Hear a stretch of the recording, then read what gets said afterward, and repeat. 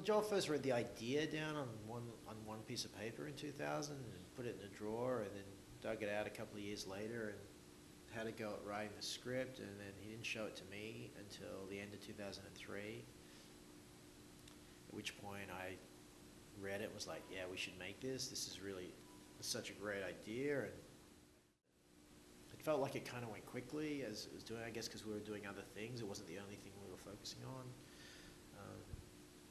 You know, and the whole time during that, I was making short films and like practicing directing, and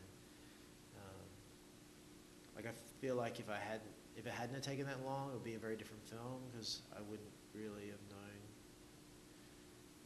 I would have known even less of what I was doing than I do now. You know, I just found it such a page turner. I was like dying to know what was going to happen to Ray. I was so engaged in it. I was like, you know, how far is this guy willing to go, and all the decisions he makes felt so feasible, and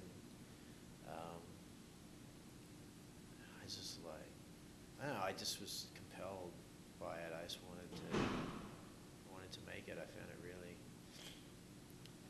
dark and entertaining. He's like, you know, he's like the worst chess player in the world.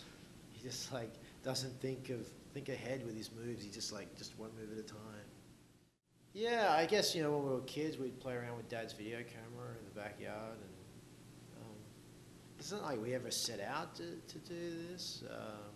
At some point, you know, when we both started working as, you know, in the film industry, we just started working together, and, you know, we get on so well, and we both have similar interests. You know, we're different people, but you know, I felt like when we were making the film, we're both aiming for the same end result of what we wanted it to be. And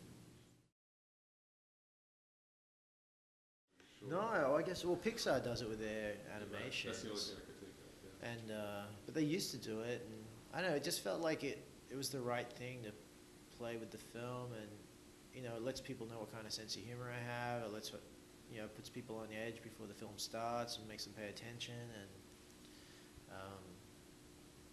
I think it lets you know what kind of ride you're in for, and you know, when I was showing the film to distributors, I put it on the front just to warm them up a bit, and you know, Apparition just really responded to Spider being on the front. They were like, if we're going to release this film, we really want to put Spider on the front of it everywhere, and I was like, cool. It gives you that sense of dread that something's going to happen, something bad's going to happen. And I think that makes it a better experience watching the movie. You know, I'm kind of that guy. I used to have a rubber spider that I used to prank my mum with all the time. And, you know, in Australia, there's a spider called a huntsman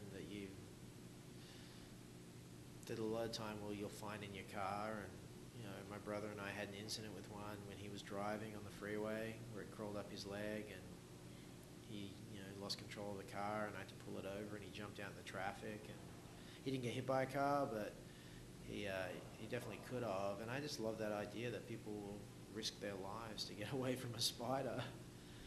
And you know, my mom used to say that saying when I was a kid, and so I guess it was a combination of those things.